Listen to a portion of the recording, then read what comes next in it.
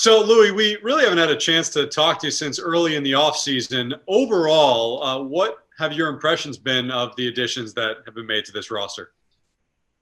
Well, Steve, I'm very excited. We've been very active. We made a lot of moves. Just been very excited. I can't wait to see the position players join camp. I met physically, we met I met a lot of the pitchers that we acquired in the off season. Very excited. Can't wait to see them out there performing and competing against the other teams. Obviously the headline of this offseason was the trade for Francisco Lindor. As you look at his impact on this team, what can that impact be, both from the obvious talent standpoint, but also the energy that he clearly brings to a roster? Yes, myself, I've been kind of like experiencing a little bit of that energy in the offseason just through the phone. He's very, I'm going to say, active when it comes to, he wants to know what to expect and, what are we going to do here? He wants to be involved. And that just shows you leadership. So he's bringing that leadership aspect to our clubhouse, which is, great. We have a bunch of guys that are that way. I think he's going to blend in well. So that's for a start. Only talking about an off-season, that I saw an off-season presence from him. So now having him here in camp is going to be, great to watch him just performing offensively, blending in defensively with the rest of the guys.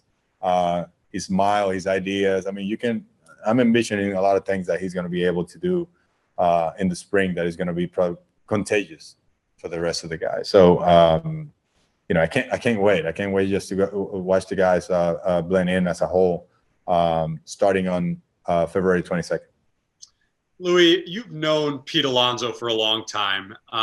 Last year, it was a wonky year for so many, but it was certainly a down year for him and seemed to get to him mentally at points during the season. He said this past weekend that he's feeling dangerous heading into 2021. From a technical or a mental standpoint, as his manager, what do you feel like he needs to do to actually become that same dangerous hitter that we saw 2 seasons ago again? Well, that sounds like Pete, by the way. Pete is always like that. We say that he's goofy, but he's just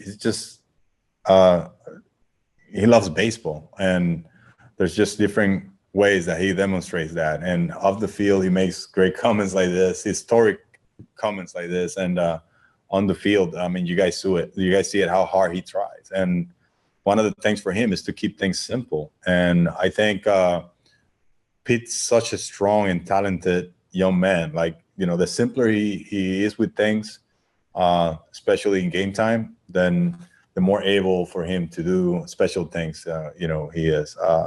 So those are one of the things that for him are important to control.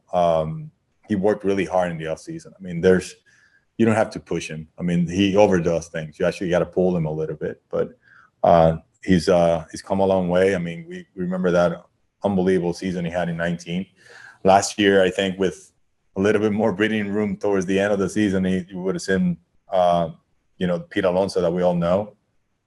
So he took that into the offseason, and that was kind of like his work program. He's talked a lot with Chili Davis. He's talked a lot with Tom Slater. And, we're looking to keep him like that. Just, work hard, but, stay simple. Stay simple with your approach. Stay simple what you can do in game, and he should be okay. So can't wait to watch him compete out there. One of the major question marks for all teams heading into this season is what to do with their pitchers, who last year just simply did not get the number of innings that they usually would get to pitch because of the shortened schedule. Because of so much uncertainty in that regard, how much more open are you guys as a staff to going kind of unconventional ways with it, whether it's, a 6-man rotation, openers, capping starts, things of that nature? Meter either way yet, Steve? What we've thought about different things. I mean, the opener strategy, I mean, you can always think of and who you're going to use and against who as well. As far as like innings or decisions, things like that, like we really haven't commit there.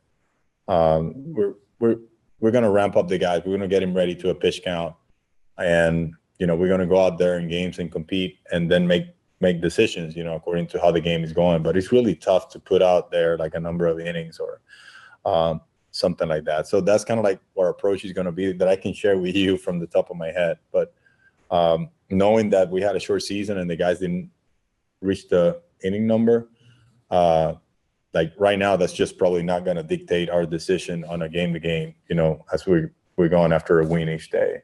So that's kind of like how I see it. All right, I'll leave you with this one. Before spring really gets underway here, what do you think the expectations for this team in 2021 are? Well, we feel pretty good. I mean, we're going to be a contender, and it's a tough division, Steve. We're going to have some tough competition. I know that. The guys know that. We can't just say that we're good when we feel pretty good with the roster we have and the ability that the players, the ability of the players that we have. We got to go and do it. And so our expectations are high. We feel like we're going to be a contender, but we got to go and perform. And it starts right now in the spring. So we're here to do that, prepare for it, and then once we go to the season, I mean, we're going to grind it, and we got to stay together as a family for that.